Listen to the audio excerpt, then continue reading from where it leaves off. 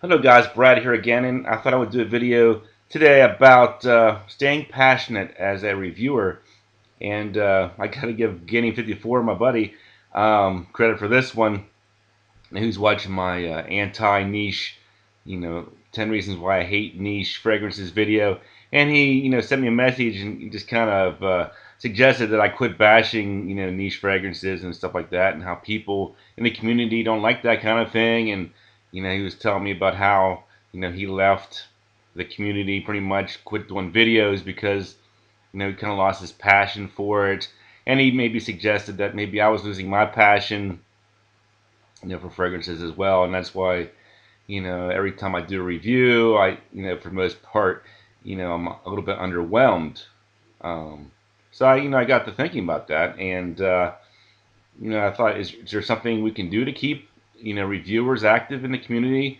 You always see your favorite reviewers leaving YouTube, and it's very discouraging because, usually by the time a person decides to leave, they've, become quite good at what they do. Look at Kerosene and Christo, Tim Swetkoff, Guinea. They're all, in my opinion, pretty good reviewers, and now they're pretty much gone.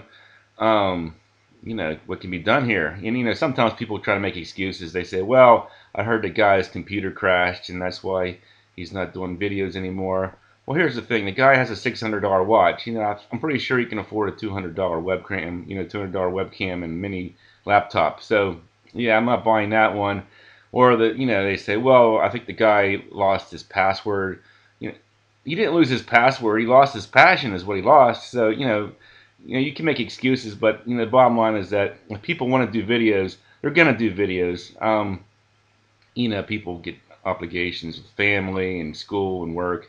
It gets tough, but I think if a person really has passion for what they do, they will make the time for it.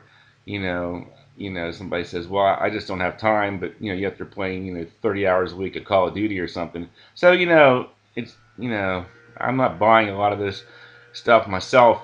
So I just thought I would focus on 10 things, maybe to try to re-energize some of these reviewers, people that are leaving or thinking about leaving, just to add some perspective here. Number one is subs. I mean, it's really easy. Every time you go on a viewer's channel, you see how many subs they have. Some have well over 2,000 subs. You see guys, have been active for years and they can't even break 500 subs.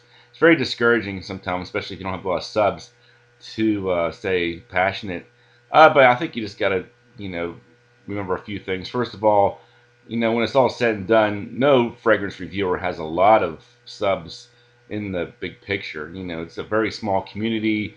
2,000 out of 5 billion people. What is that anyway? So getting too caught up in subs really doesn't matter too much. As long as you have even 50 subs, you're reaching an audience there, and you should be proud of that.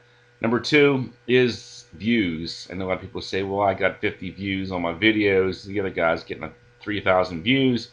Again, you're reaching an audience. Sometimes they'll do a video and people won't watch it, but somebody else hypes that fragrance a year down the road, and all of a sudden people want to watch that video. So just be patient. The views should come eventually. And another thing is negative feedback. You get dislikes, you get bad comments from people, moronic things people say. Now, a lot of these comments are troll comments. I think fragrance reviewers are open targets for troll comments, and even people that like fragrances might sometimes say bad things to you on your channel. Just try to keep it in perspective here.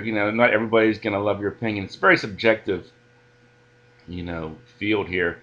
So you could take the most popular fragrance. If you say you don't like it, you're just being honest. What can you do? Number four, don't get intimidated.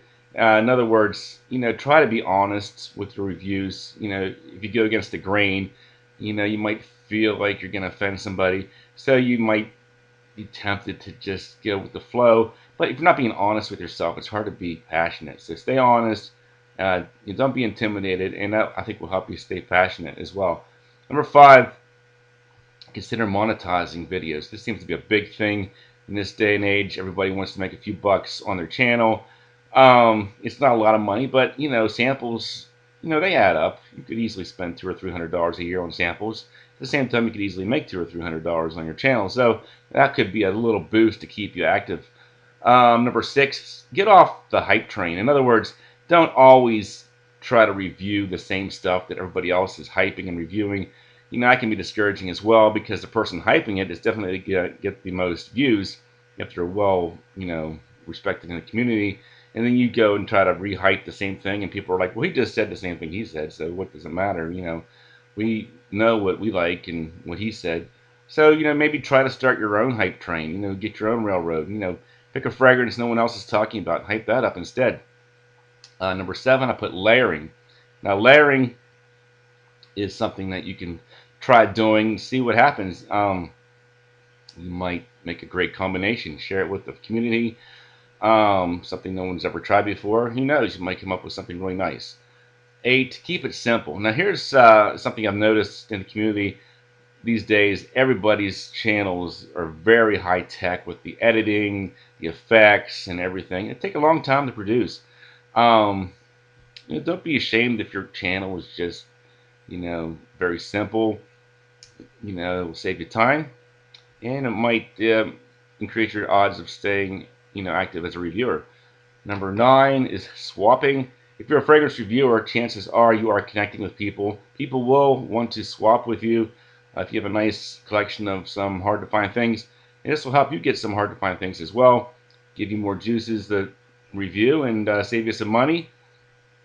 Number 10, I put switch it up. If you continue to just do the same thing over and over, review after review after review, you could easily, kind of start asking yourself, really, this is just cologne. Do I really need to keep doing this? Maybe switch it up. If you have other hobbies or just other things you want to talk about, don't be afraid, to change things up a little bit.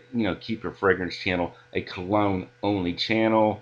That's great for a lot of people that just want to hear your reviews on colognes, but, if it's starting to make you feel kind of empty inside, I would say, just change it up and don't care. We want to keep you guys in the community. So those are some thoughts. Thanks for watching, and I'll talk to you guys later.